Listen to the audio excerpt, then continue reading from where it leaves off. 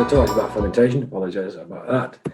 And I want to go through a bit of an overview to begin with, and then we'll talk about the stages of fermentation. And then I want to talk about wort composition. That's very much influenced by the sugar spectrum and nitrogen. We'll talk about how that's degraded and also the molecular spectrum of what's there. Wort kiln and oxidation are very fundamental to a good fermentation, as is yeast, of course, and yeast pitching. Let's talk about how we keep an eye on the fermentation and make sure it's on track. And then we'll finish off with a bit of a troubleshooting guide, as we have done with some of the other webinars that we've done. Hopefully, that's what a good fermentation looks like for you guys too. Nice big head on it. That's a pretty big vessel. And a nice head like that shows that the fermentation is working well and the yeast is doing its job. So, going back in time, we'll talk about that in a minute. That's where the picture's from. But the fermentation definition is the process by which brewing yeast metabolizes simple sugars and other nutrients from wort into ethanol, carbon dioxide, flavors, and aromas. And that makes beer. There are three fundamental stages of fermentation: primary, secondary, and actually the conditioning or maturation comes into that as well. We'll cover that in the webinar, not next week, but the week after that. Mike will be doing that, or Mike Benson will be doing that first. The word fermentation is actually derived from the Latin fervere, which means to boil. And I guess they described it as that because when a fermentation is in its second or third day, as you will have seen in your fermentation vessels, the CO2 coming out of the vessel makes it look like this, boiling, and that's probably where that word came from.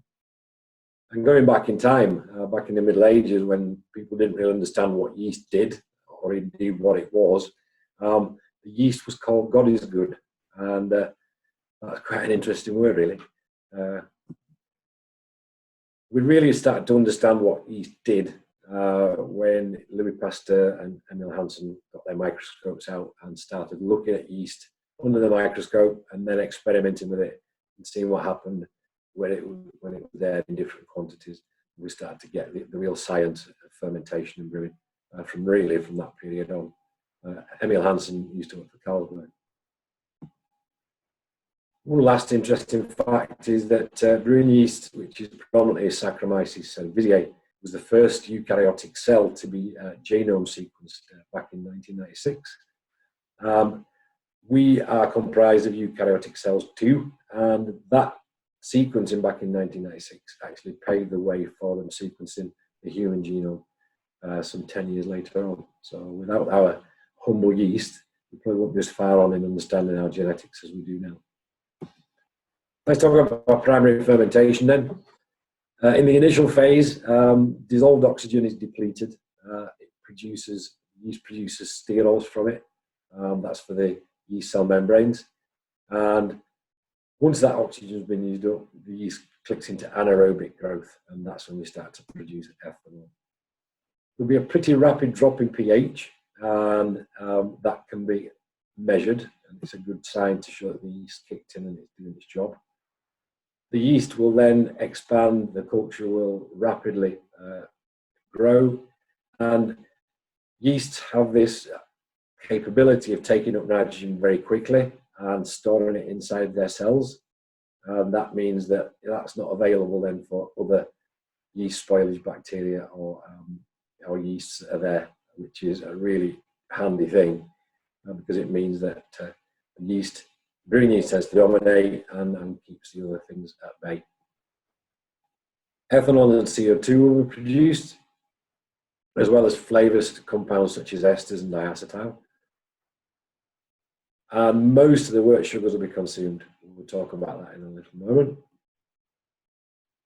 As a rule of thumb, ale yeasts, which are slightly bigger physically than lager yeasts, tend to like to ferment between 17 and 24 degrees C. And lager yeast can ferment generally between 8 and 14 degrees C. But it can be a good idea when you're starting a lager fermentation off to start it a little warmer and then cool it back once you know the yeast kicked in and it's growing, because that will help yeast metabolism, it will help yeast expansion and yeast growth, which means that the fermentation is more likely to finish and finish on time. Wheat and Belgian styles of beer tend to ferment a bit warmer. If ever you've tried these styles of beer, they are quite aromatic, and that is all to do with temperature in the main, and the yeast style, of course. Those higher temperatures tend to produce more aromatic compounds. So there's a little diagram there on the right of what happens. So yeast cell takes up glucose, it derives energy from that as it converts round a pathway to ethanol. So essentially, ethanol is a byproduct of yeast getting energy from glucose. Okay, so we're going to the secondary phase of fermentation. The rate of ethanol and CO2 production is going to slow down. Diacetyl will start to be reabsorbed by the cells. So diacetyl is produced by yeast at the beginning of fermentation. And when the sugars and the simple sugars and nutrients start to deplete, it will actually reabsorb it and convert it. And then you're not going to get this butterscotch type of smell that you can get on certain beers. One thing you can do is slightly increase the temperature for 24 to 48 hours at the end of the primary fermentation. That will encourage the yeast to reabsorb that diacetyl a little bit more quickly. Some flavour compounds will be reduced, some by the yeast cell itself, and quite a bit by CO2 scrubbing. So basically, as the CO2 is coming out of the beer, it will actually take some essential oils and volatiles with it. Terminal gravity will be reached, so you get to the point where you have produced the correct amount of alcohol, you've got sufficient body left in the beer in terms of dextrins and sugars to give the right balance and mouthfeel. And at that point, you would apply the cooling to the vessel if indeed you have that, and stop the fermentation. Once the cooling is applied, you will notice that the yeast will start to aggregate and come together. That's called flocculation, and those particles are larger and heavier, and so they'll actually settle out. And that's also influenced by the increase in alcohol and the depletion of nutrients. So you can see on the diagram there on the right-hand side, apologies, that what you've got is on the left-hand side, the glass, that's before cooling and before nutrient depletion. And then afterwards, you can see the yeast actually collecting in big flocks, in big particles at the bottom of the glass. And that's what happens in the fermenter too. So what factors affect fermentation? Wort composition is very important. The sugar spectrum, the free amino nitrogen levels. So these are very simple amino compounds, amino acids in actual fact, and peptides that the yeast needs to grow. Certain ionic cofactors as well. Copper is very important in that reaction we just looked at, where the yeast cell is producing alcohol from glucose. And zinc is also a very good nutrient. A lot of yeast foods have zinc and zinc sulfate or zinc chloride. You could put different yeasts into the same wort and they would behave differently. They would give different flavors, they would give different aromas, they would probably ferment in a different time frame. So yeast strain is very much an influence on rate of fermentation, as is the amount of yeast that you put in. We'll talk about that later. The temperature of the fermentation is started at, or the collection temperature, is quite important, and also how high up the temperature is allowed to go during the fermentation. And these will affect ester production and some of the other volatile and flavour compounds. The vessel geometry will actually have quite a big impact as well. So top fermenting strains of yeast tend to prefer flat-bottomed, open-top vessels, whereas bottom fermenting strains are better in cylindric conical vessels. So on the right, we've got an open square, a very old open square, and you can see here there's a little rousing arm, which we'll talk about later. So this is quite a nice yeast crust on top of here, and you would actually skim that off the top. We'll talk about that when we talk about cropping.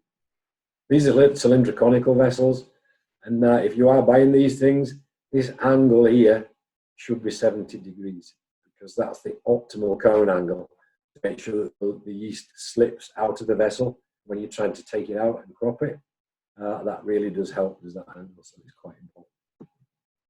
Okay. One other factor is oxygenation and aeration, which we're going to talk about anyway, so we'll cover that off. So let's look at sugar spectrum. We've looked at this on some of the previous webinars if you've been on for those. So 50% of that sugar will be maltose, which is 3 glucose units long. 13% will be malted triose. Sorry, maltose is 2 glucose units long. Malted triose is 3 glucose units long. And then glucose is a single unit. And then the remainder is dextrin. So these are slightly branched sugars. They're polysaccharides essentially. And they're not fermentable for most yeasts. But it should be noted that Saison and Brett yeasts can actually digest the dextrins after they've finished digesting and absorbing the other simple sugars, and they'll start fermenting those again. So just watch out and make sure that the fermentation has completely stopped before you apply cooling and start packaging beer. Otherwise, you can have some interesting things going on with the CO2. So monosaccharides are taken up first. So that's the glucose, fructose. If there's any sucrose in the wort, then the yeast will actually push out invertase into the wort surrounding it, and the invertase will digest the sucrose and split it up and break it into glucose so it can reabsorb into the cell very quickly. Maltose is taken up next, and then towards the end of fermentation, the yeast will actually break down the malted triose in the cell and use that as energy as well, but that takes a little longer because it needs to basically break it down before it can use it. All of these things and the uptake, the rate of uptake and so on is yeast strain dependent. There are some yeasts that are being developed at the moment that are very, very specific in what types of sugar they'll digest, and those types of yeast can be used for lower no alcohol beers, but we'll do more on that at some other time. Okay, so let's talk about nitrogen. So the nitrogen in wort all comes from the malt, and the higher the total nitrogen content of the barley that the maltster uses to make the malt, then the higher levels of soluble nitrogen, nutrients and enzymes will be in the wort. We've got endoprotease enzymes, and these produce peptides and polypeptides from proteins. And it does that mainly during the germination phase. So this is the total soluble nitrogen that you get on your COA from the maltster. And about 90% of the endoproteases will survive kilning. But if you mash them in at 65, they'll last about 10 minutes. If you've got a stepped mash facility where you've got a mash conversion vessel and you can mash in at 42 or so, then that's the optimal activity temperature for that particular enzyme, and that will break down some of the protein and help either produce peptides and free nitrogen or break down some of the haze sensitive proteins. If you don't have that facility, then those enzymes aren't really going to last. One enzyme that will last though is carboxypeptidase. So these break down the peptides, polypeptides and some proteins into amino acids. It's the amino acids that the yeast need to actually start fermenting and growing. It's very much our job in the maltings to create these. Lots and lots of carboxypeptidase going on and happening during germination. And those actually survive through kilning. And certain ones can be moderately active right up to 70 degrees C. So there will be some breakdown of peptides and polypeptides during mashing, even on a single temperature infusion mash. So what's that nitrogen going to look like in the wort? There'll be proteins there, and these will be solubilized at the maltings, and they will mainly be comprised of enzymes that we're going to need to do all the mashing jobs in terms of breaking down starches into sugars and so on. There'll be polypeptides, so these are quite long chain sequences of amino acids. Some are hydrophobic, which means they don't like liquid or water, and they will come out of solution. And as they do that, they create beer foam. And then there are other ones that are acidic, and these, because of their chemistry, complex or combine with polyphenols, and they can create colloidal hazes during shelf life. And that can be quite a problem if you wanted a particularly clear beer. There'll be peptides there. These are slightly shorter chains, so between 3 and 10 amino acids long. Some of the smaller ones can be immediately assimilated by yeast cells, and some of the larger ones are thought to contribute to mouthfeel. And then we've got the free amino nitrogen. This is really crucial for yeast cell multiplication. So in that first 24 hours, when the yeast is multiplying, the biomass of the pitch is increasing, it really needs that FAN to make the new cells. And it's been found, and is still being found through research, that these particular compounds do play an important role in creating beer flavour. So in summary, malt makes a wort nutritious, and it makes an ideal medium for yeast growth. So let's talk about what happens in the brewery. Let's get a bit more practical now. Let's talk about oxygenation and wort cooling. So wort must be cooled prior to yeast pitching. If you pitched it at anything really above sort of 30 degrees, you'd kill it. So it needs to go through a heat exchanger, something like this here, plate heat exchanger. That's what's normally found in breweries.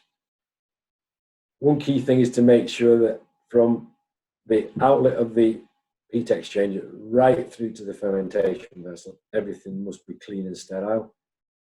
So if it was clean the day before and the hose has been lying on the floor, that's not sterile. So make sure that everything's spotless. Because as soon as that work's cooled down to 20 degrees or whatever you're going to collect at, it's susceptible to infection. So it's really important things are cleaned as they go along to the fermentation vessel. And obviously the fermentation vessel itself needs to be cleaned too. Ideally, the desired wort temperature should be achieved as quickly as possible. Don't fall into the trap of walking away and getting busy with something else and forgetting about the cast, and the temperature is going to be stable and fine. In my experience, it isn't, because the water pressure can vary, the yeast pressure can vary, you can get the wort slowing down because the hot filter's getting blocked and so on. So I would check it every 5 or 10 minutes and adjust the cooling water or the wort flow appropriately so that you can get the right temperature going forward to fermentation vessel. For ales, I would recommend that you collect a couple of degrees lower than you want to ferment at, because that allows the yeast to grow without it being knocked back. If you collect at the same temperature as you're going to ferment at, then what tends to happen is the yeast trying to grow, it's developing a lot of heat. So what happens is it creates heat, and then the vessel cooling comes on and it cools it down, and that slows the yeast down again. So it's better to let it have that little free ride at the beginning of fermentation, just to get the yeast to grow and get things off to a good start. Dried yeasts, if you're using those, don't need any oxygenation, but if you're using wet yeast, or indeed if you're using dried yeast and you're going to ferment a big beer with a lot of alcohol, then I would recommend that the wort is either oxygenated or aerated. This contraption here on the right is basically, it's a stone. It's similar to a carbonation stone, but you're pushing in oxygen or sterile air, and that creates really small bubbles. It should be quite well upstream of the fermentation vessel if possible, so it has a chance to dissolve, and then that will dissolve in the wort and give the yeast a good start and produce these sterols that it's going to be used to make yeast cell walls. One thing to make sure is that either pre or post chiller, that it's sterile, and that the stone, the actual injection part, is taken out and cleaned thoroughly and sterilized on a regular basis. And as we mentioned at the beginning of the presentation, it's important to have the oxygen there so that we get the yeast cell growth that we need. Okay, moving on, let's talk about pitching. Certain beer styles have certain types of yeast. Those yeast produce particular flavors, they ferment at particular temperatures, and it's important that they use the right yeast for the style of beer that you're going to produce. It's really fundamental in terms of flavor and aroma. Always pitch the recommended amount of yeast. If it's dried, you should hydrate it in sterile conditions if it tells you to do so.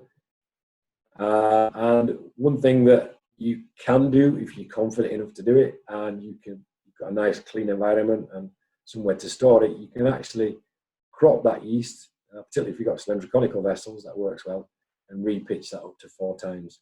So if you speak to your yeast supplier about that, they will advise and let you know how you can reuse it and not to spend 40 or 50 pounds every time on yeast for your fermentation. If you're using a wet yeast, the key things, really, really important, is to establish the viability in solids on the slurry, because it will change from one cropping to another. And the key thing is making sure that the same amount is pitched every time. So that will be more than likely a different weight or a different volume of yeast, because there'll be a different concentration of yeast in that slurry, and there'll be a different amount of viable or vital yeast there to grow. So this little diagram here on the right just shows the cells in a yeast, and they've been staying with a compound called methylene blue, and dead yeast cells will absorb methylene blue, but live ones won't. So you can actually put that under a microscope. You can count it on something called a hemocytometer, which has a grid on it. You can see how many yeast cells you've got and how many are alive and how many are dead. And then you can pitch based on that particular context. So as a rule of thumb, around about 6 million cells per mil for ales and about 10 million cells per mil for lagers. And you can actually crop and repitch this up to 10 times. Beyond that, you can start to get some mutations and you'll get some flavour changes. Having said that, I've been in a few breweries and they've never ever changed their yeast. Been there for 100 years. It's incredible. And that takes really good hygienic practice not to lose that. Because if you do get an infection or something happens where it gets contaminated and you lose it, then that's you. So it's always good if you have got a wet yeast to bank it, and they will keep that on liquid nitrogen, and you can call on that whenever you need it if you lost the culture, or if you want to start a new one once you've got to your 10th generation. And always keep a note of the generation number when you pitch it into the fermentation. As we've talked about, high OG, high ABV beers would definitely need more yeast. Yeast poisons itself essentially with alcohol, so you need lots of yeast there to actually make it work and get it to finish at the end of the day. One thing I'd always recommend when you're working in a brewery and you're in all the different areas, you're putting malt into a malt hopper, you're cleaning casks, you're cleaning fermentation vessels, you've got your dirty clothes on, and then you go and lean over a fermenter and pour some yeast in there. Whatever's on your clothes, whatever's on your arms and your hands, that's going to potentially get into the fermentation, and that could cause an infection and cause yeast spoilage bacteria to ruin the beer. So always wear a clean coat. We used to keep, at Sharps, we used to keep some clean lab coats away from the brewing area. When the guys were pitching the yeast, they'd go and get a nice clean lab coat, put that on over their clothes, and then pitch the yeast once they've got that on, nice and clean and tidy. It's just one way of minimizing infection risk. Okay, let's talk about pitching rate. If there's too little yeast, if the pitching rate is too low, there could be excess levels of acetyl. You're going to get increased aroma in terms of fusel alcohols, esters, and so on. Volatile sulfur compounds, yeast stress, and does tend to create those. Gravities will be too high at the finish, fermentations will stick. And if there's not enough yeast, then other things can grow. And that means that you're going to get an infection and your beer's going to go off. If the pitching rate's too high, then you'll get much less ester production. Fermentations will go very quickly and the wort will try and jump out of the vessel. I've seen that happen before. And what tends to happen is the beer over attenuates. It goes beyond the terminal gravity that you wanted it to. And that means that it's not got much body and mouthfeel, too much alcohol there. One of the worst things could happen with too high a pitching rate is temperatures tend to go up. There's not enough nutrients for the yeast to ferment because there's too much there. And the yeast autolyzes. In other words, it splits open, it ruptures, and the contents of the yeast are going to the beer, and that can also cause all sorts of off flavors, sulfury off flavors, meaty flavors, marmitey flavors, which isn't great. Okay, so how do we keep an eye on the fermentation? Once the yeast gone in there, it's happily bubbling away, what do we need to do to keep an eye on it? The absolute key thing is to keep the temperature under control. Hopefully, you're going to have a jacket around your fermenter so you can bring on a glycol system if needs be. And the best way to control that is with a thermometer on the vessel, inside the beer preferably, a controller that actually talks to a valve that opens and closes and allows glycol around the cooling system if it's required. I've got a link to a couple of websites where you can actually set a system on a fermentation vessel for about £40. And it's really quite reasonable and easy to set up. It will give you great control, even if you're not stood there next to it. It will automatically keep the glycol in and out, which is a really valuable thing to have. It's important that you record the exact time that the brew's collected, its temperature and its gravity. These are quite important from a customer's and excise audit point of view as well. It shows that you're under control and that you know what you're doing. Gravity should be checked at appropriate time intervals. So if you know that your beers normally ferment within, let's say, 3 days, then you don't have to check it every 4 hours in those first 3 days. I would always check it 12 hours after beginning of fermentation to make sure that everything's working okay. That we've got the pH drop we talked about, that the gravity started to come down, the temperature's increased a little bit. And then just keep an eye on it from there. And towards the end of fermentation, you might want to be checking every 4 hours to make sure that you don't miss your terminal gravity and get it on chill. Like I mentioned, pH is important. That pH drop really tells you that the yeast is working properly. And it's really important to take that. Make sure that the pH meter is calibrated and correct.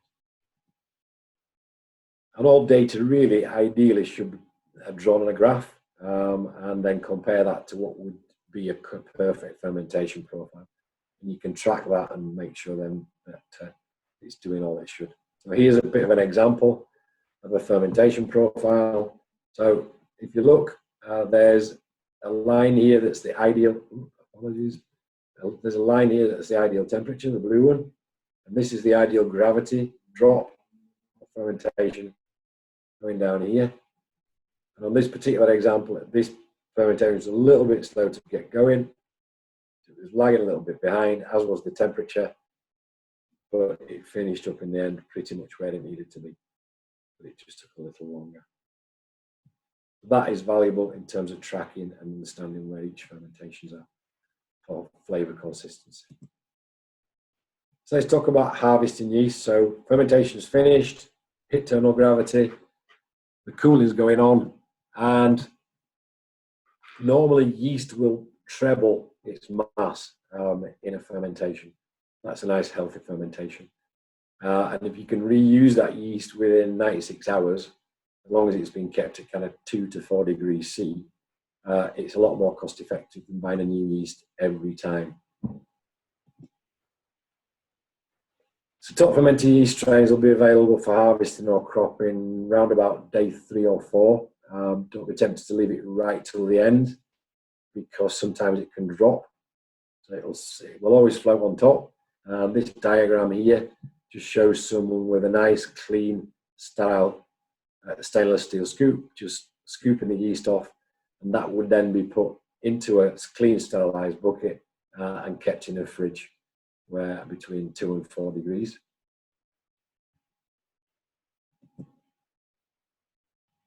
You can actually harvest with a yeast pump as well.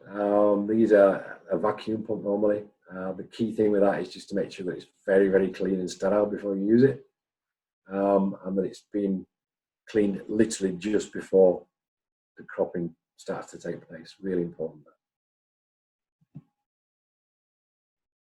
Bottom fermenting strains tend to come a bit later. They'll drop into the cone of the vessel. So we talked about vessel shape. So that cone, that 70-degree angle cone, will encourage the yeast to sort of concentrate in the bottom of the vessel.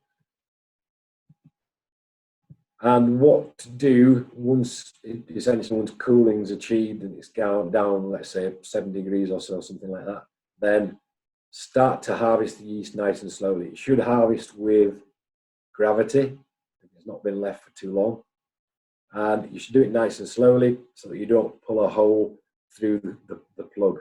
If you do it too quickly, basically, the beer comes through the middle of the hole and you get beer and yeast, and that's not what you want. One good thing to do is make sure that the first part of the crop is thrown away, because that will contain too many dead cells. And you can actually tell there's a bit of a colour change. So on this diagram here on the right hand side, this is kind of the kind of colour the yeast should look like. If you've got a lot of brown stuff in there, that could be trouble, or it could be dead cells. That needs to be thrown away. It's not worth repitching. One thing to keep in mind with any beers, whether you're going to keep the yeast or not, and for repitching, is that it needs to come off the vessel really as soon as possible once cooling is achieved, because it's not really that particularly active, there's no nutrients for it, it will start to autolyze and die, and that will cause these off flavors that we talked about, where you get meaty flavors, sulfury off flavors, that kind of thing. So as soon as practical, take off the yeast, and then it's more stable and you're not going to get any off flavors from that. Okay, quick troubleshooting guide. There's a lot of stuff on here, so I won't go through all of it. But this one's all about the fermentation basically not starting at all. Big worry. I have known it where you've got multiple operators in your brewery. People think that the guy before them has pitched the yeast, and he thought that the guy after him was going to pitch the yeast, and all of a sudden nobody's pitched any yeast, and so you've got to put some more in. The key thing with that is get someone to write down when they've pitched it and initially, and then you've got some kind of traceability. Sometimes I've known this, as I'm sure many of you have, that the yeast, the vessel cools down, so the wort cools down overnight. There's probably a little actuator valve on the glycol system that's not been maintained properly. It's passed, it's letting cold glycol around the system. It's cooled down the wort, and the yeast just isn't going to get going at those temperatures. One way around that is to just put some warm wort back up through the system, either circulate through the water jackets or put some warm wort back into the vessel. That's another way of doing it. And then potentially put more yeast in too. pH can be an issue. If someone didn't rinse the vessel out properly, then that will cause a high pH and the yeast won't grow. There's nothing you can do about that. It's not safe to give people beer that's got caustic in it, because the chemicals are in caustic, so just throw it away. And sometimes I've known this too, the collection temperature is too high, particularly if you've not been keeping an eye on your chiller. Before you know it, you're putting yeast into a vessel that's 35 degrees, and that will kill it straight away. The best thing to do there is take the yeast off, because it will be dead, and put more yeast in, and that should save the day. Big one, this one. Fermentation is a bit slow to start. That's often to do with low pitching rate, insufficient oxygen, and low collection temperatures. All these things have got fixes, so take a look at those afterwards. This will be available on the website, by the way, after this presentation, after the webinar. There may be insufficient wort nutrients. One common problem is that during mashing, the temperatures might not have been right, the duration of the mash not have been right, and that means that the sugar spectrum will be long. So that's always go back and check those mash temperatures. And if the mash temperatures are a long way out, what you can do is take that vessel, split it between two other vessels, and then top it up with good wort, and then it'll get going again. That is one way around that without having to throw it away. And occasionally you may get raw material deficiencies. So the malt might not have enough enzymes, it might not have enough nitrogen. Yeast food that you've been putting in, which some yeast need, might not be formulated properly. And the brewing salts might not have been right. And so pH is out of balance, the cofactors for fermentation aren't there. And so all these things need to be checked after you've looked at the other things. Sometimes it'll go a bit too quick. That's often the case if you've overpitched.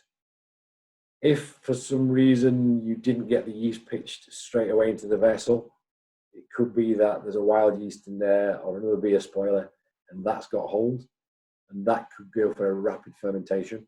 So the best way to do that, to check that, is to pop it under a microscope. You can go online now and see pictures of all the different beer spoilage organisms. So you can quickly see under a microscope at 400 magnification what's there. And if you do indeed find that there's not just brewing yeast in there, then you should throw the beer away and double clean everything afterwards. Sometimes you get trub carryover.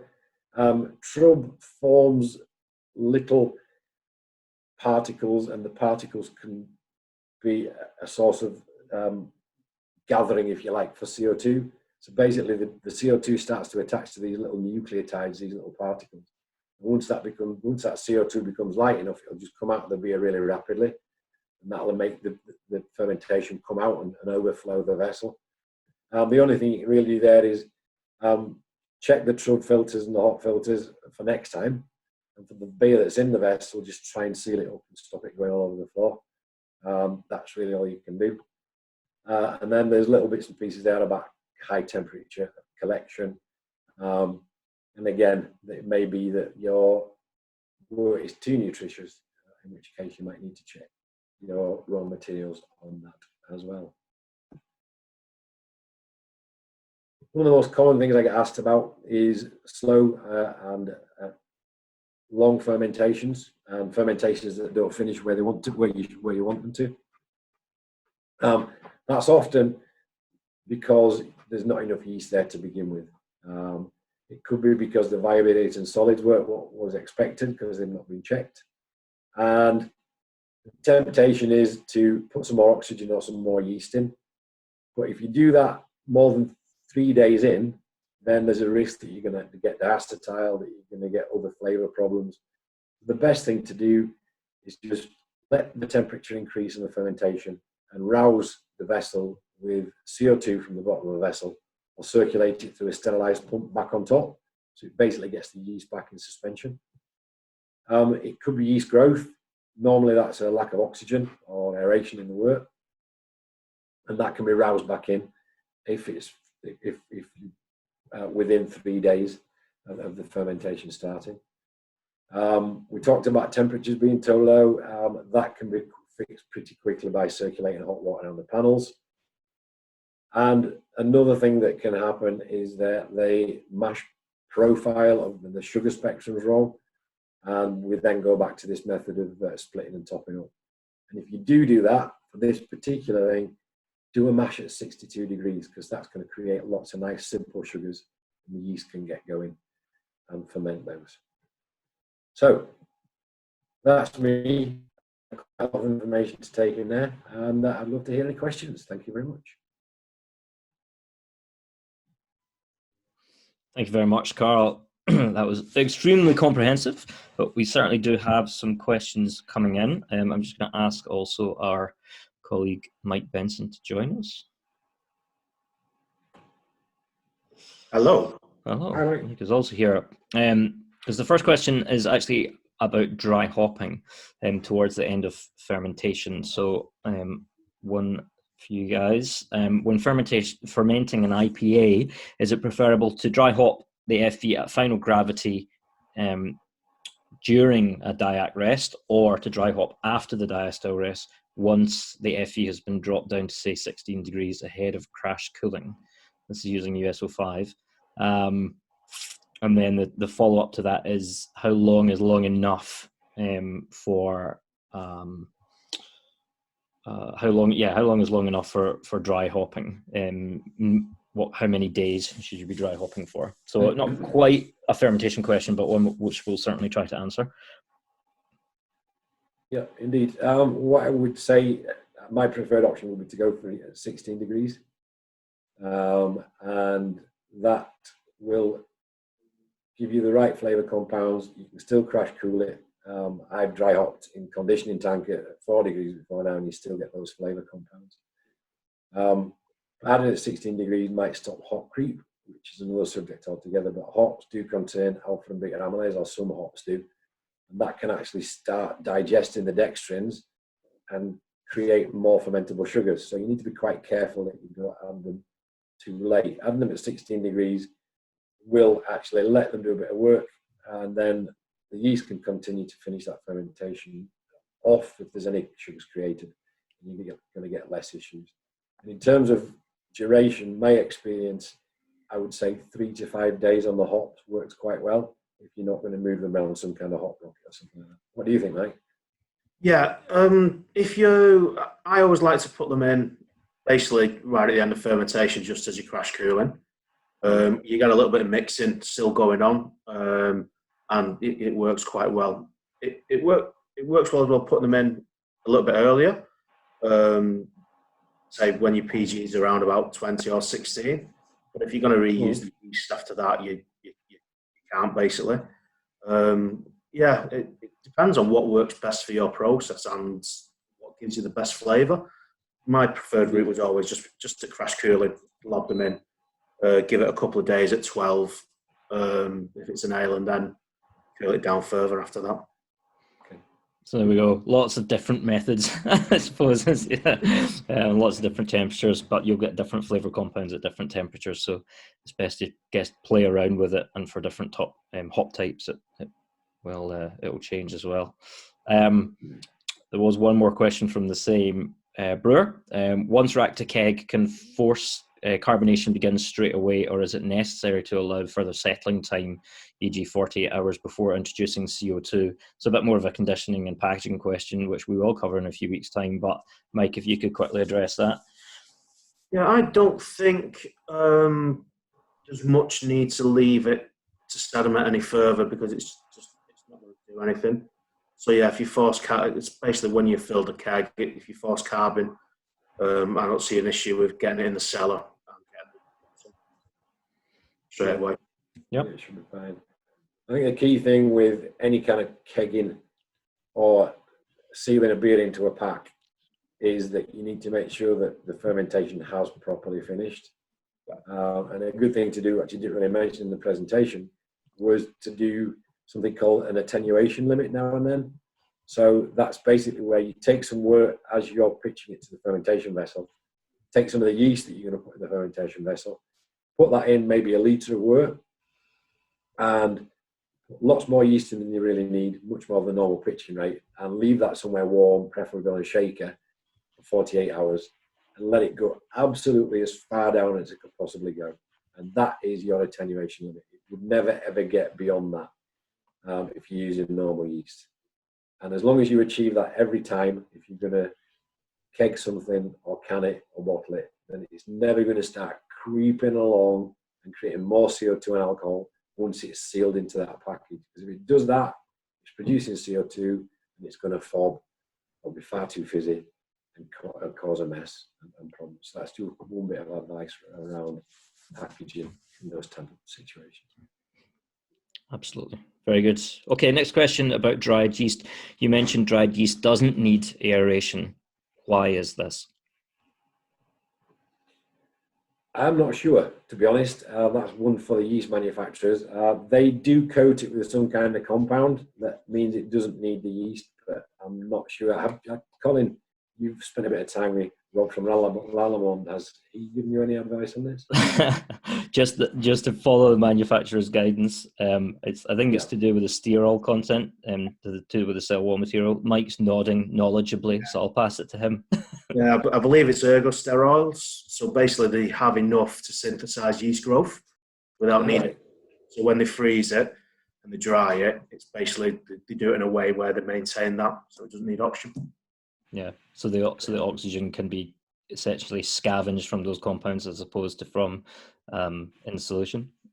So for that aerobic growth phase of the yeast. So yeah. That's our best answer. But speak to the yeast guys. I think it's a good one. Indeed, next week we have a yeast guy on our brewers panel, so come back and ask the same question. Yeah, indeed. There we go. Good stuff. We have a maltster question, so we're going to bring Dr. David Griggs, our technical director, in at this stage. And the question is, how as a maltster do you combat premature yeast flocculation? That sounds like an extremely technical question, but Dave can answer. Thanks, Colin. Thankfully, we don't often have to combat it in UK produced malt, so I don't have a huge amount of experience of it, and it still seems to be a poorly understood phenomenon. What actually causes, or what could be in the malt which could cause premature yeast flocculation? But there's loads of research out there. A lot of research was done by SAB or Southern Associated Malts, as was a lot of years ago, Barry Axel. And a lot of it seems to be influenced by CO2 extraction in steeping and then CO2 control during the early stages of germination. But it's a difficult subject, and malts that cause premature yeast floculations in some breweries don't cause it in other breweries, and some maltings can produce premature flocculating malt, others can't. So it's a fairly complex subject, but there's plenty of research out there to go and have a look at. But Dave, it's not something that we've encountered in our... It's nothing that we encounter. No. Absolutely. No. There we go. I mean, one of the main things that influences yeast flocculation is calcium content. That and the isoelectric points, the pH is quite important. It's probably better to look at those first. And I guess from what Dave's saying, UK malt tends not to give these kind of issues. So it's better to look at those things first. Thank you, Dave. Next question, is the meaty off flavour when the beer sits on the yeast caused by autolysis? Yes, it is. Yeah, that's the exact word for it. Yeah, the yeast cell ruptures and the contents come out into the beer, and that gets that meaty, unpleasant aroma and flavour. Yeah. So get the yeast off as soon as it's done its job. Absolutely. Is the advice. Yeah, very good. When reusing yeast, what rate would you repitch at, i.e. in millilitres per litre of wort? If you just follow the guidelines, so when I say 6 million cells per mil for ales, 10 million cells per mil for yeast, for lagers. But what you need to do is, if the viability is less than 100%, then you factor it up to compensate for that. And obviously, the solids content will govern the number of cells in the slurry. And so that's how you compensate for those when you're reusing. So really, you want something whereby you can separate the yeast from the wort. You can buy little tiny centrifuges off eBay now that will spin down, and you basically spin down a yeast slurry, pour off the beer that was on the slurry, and weigh it before and after, and then you've got percentage solids. And then you do a viability as well, and from that, those two things, you can work out how much more you need to pitch to compensate. You might find you need to pitch less because it's a particularly concentrated slurry. It all depends how it comes off the vessel. Sometimes when you're cropping, particularly top cropping, it can be quite foamy, and so you can end up with half a bucket of, or 3/4 of a bucket of beer and only a quarter of a bucket of yeast. So that's why you need to check it every time. If you stick to the 6 million and the 10 million, you won't be far off. Very good. Excellent. A question here about Hefeweizen yeast. They're using a dry yeast for 20 hectolitres, and the quantity they're using is 2 packets, which is 2 kilos total, at 22 degrees, and the fermentation is going crazy and unbelievable. What is the optimum pitching rate for making it a little more slow or manageable fermentation? So I guess we're working under the assumption that there is temperature control on the vessel, for one, and that it's not too full, but it's evidently a very vigorous fermentation. So any advice on that? Would it just be a case of maybe under pitching a little, or reducing the total yeast going in? Generally on Hefeweizen beers, they kind of say under pitch anyway to get the more to get the esters. So probably whatever the recommended pitch rate is, a little bit less than that, or maybe try slowing the fermentation down and cooler wort temperature, cooler collection temperature. As well, are you oxygenating as well? Yeah, so a couple of different things to look at there. But yeah, so that underpitching kind of almost stresses the yeast a bit and gets those esters forming. But if it is a dried Hefeweizen yeast, then really the best people to talk to are going to be that manufacturer of that yeast, without us knowing the brand, then it's difficult to give holistic advice on that. There we go. Okay, next one. It's quite a general question. Can you tell me the shelf life of unfiltered craft beer? Can you tell us the oxygen levels? Yeah. I guess that's the key thing. There's so many different elements and things that can affect that. In terms of the environment it's in, the temperature it's at, the shape of the vessel, whether the yeast been taken off, whether there's been oxygen allowed to get in there, has it been moved from one vessel to another, all these kind of things. One trick I heard yesterday, which I'd never thought of, but is a bit of a way around oxygen and that kind of carb body staling that starts to happen with beer when it's got oxygen, is you can put metabisulfite tablets in. Apparently Nick Braden from Murphy's has been recommending that to some brewers, and it seems to help the beer last a little longer. I know it must be a nightmare. You must out there at the moment trying to keep beer fresh when it's not moving. But yeah, that might help. And then really, I would just recommend keeping the temperature as low as possible and tasting and looking at the beer regularly, but taking samples as hygienically as possible. And then, if possible as well, putting them in pack can help, because then they're not exposed, if it's an open fermenter, for example, to any ingress of bacteria. Very good. That's grand. Some other questions. I think we've got some. Hold on.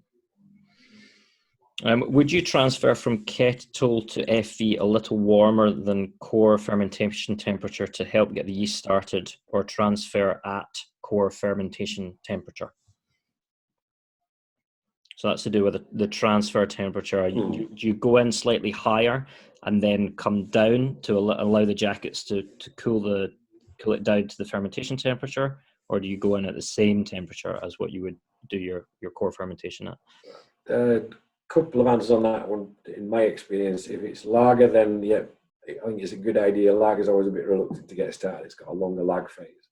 So going in a bit warmer with lager yeast tends to help get the yeast mass up, and that's going to end up like having sufficient concentration to finish the fermentation. I would recommend, I think as I said in the presentation, with ales and ale yeasts, to actually go in a bit lower and let it generate its own heat. Because the danger is that let's say you're aiming for 20-degree core fermentation temperature, yeah? You go in at 22, you pitch your yeast, it's all happy and it gets going. It's actually going to try and warm itself up to probably 24. And then all of a sudden, you hit the cooling on it and it knocks it back to 20 degrees. That might shock it and it might drop out of solution. It won't want to be cooled down. It's wanting to grow and reproduce. So that's why, in my experience, starting a couple of degrees lower than core fermentation temperature with ale yeast works better. You get better yeast growth and more consistent fermentation times and finishing gravity. But like I say, lagers a little bit higher just to get it going because they are lazy. There we go. So different methods for different types of yeast, essentially. Mike, what's your experience on that, Mike? So I believe that, if I remember rightly, dried yeast, they kind of say to hydrate it at warmer temperatures. So a lot of people do go in slightly warmer and then cool it back. Where I'd last worked, we basically ran it. We ran the heat exchanger as what was best all around because it was undersized. So yeah, we would basically do it because the process dictated it. So yeah, we'd kind of go in around a degree or two higher than fermentation temperature, kind of because that's what the process dictated. Anything before that, when we had the capability, we'd always go in 2 or 3 degrees lower. It's kind of process dictates. Okay. Not had a problem with it either way. Thanks, Mike. 2 more questions, and I'm not sure if we'll be able to answer them because one's about koji. Can you use spent grain to ferment koji? Do you have any materials on this? I don't really know the answer to that. Dave, that. Oh, pass, I'm afraid. Passing. All right, we're all passing. I think you need to put that into the brewing ether and see Next if week. anybody. Well, ask Yeah. next week. Yeah, Come back next week. Yeah. yeah, we'll speak about Koji. Have you experienced 100% viability of yeast on repitch on the 3 to 4 generations? Do you always get a drop off in viability? You generally see it around about 98%, if I'm honest with you.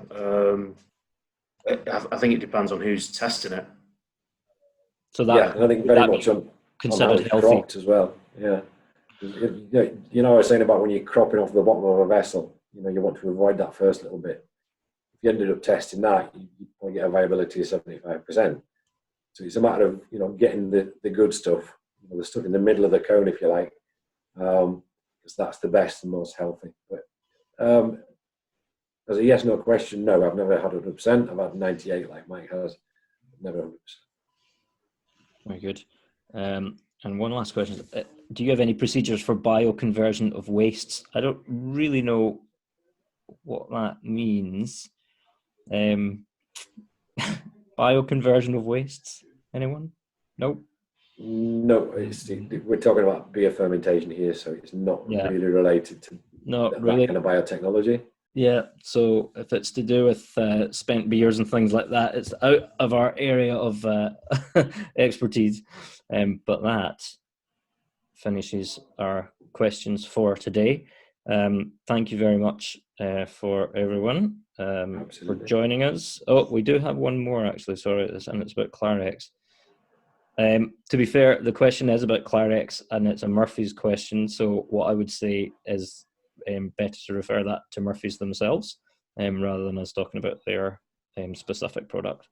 Next week is going to be a brewer's question time. So what we're doing is gathering a panel of experts from across the industry involving Lallemans, yeast manufacturer. We've got Charles Farm, the hop merchant. We've also got 2 brewers as well. And the information for that is going to be coming out in the coming days via email and on social media. So please do join us in the exact same way. It's a Zoom webinar. And what we're asking you to do is to send in your questions for that panel, which will be an hour long ahead of time. It would be great also if people were online and able to ask their questions live. And that could be about any aspect of the brewing process, which we've covered so far. So remember that the webinar series thus far has covered certificates of analysis, milling, mashing, boiling, and fermentation. So, you know, pretty much the whole brewing process apart from conditioning. But of course, any questions on that we will also answer. So do join us for that. Look out for the sign-up links coming out in the next day or so. And for now, for today, we will leave you. And thank you very much for joining us. Yeah, thank you. Cheers, everyone. Thank you. Cheers. Bye now.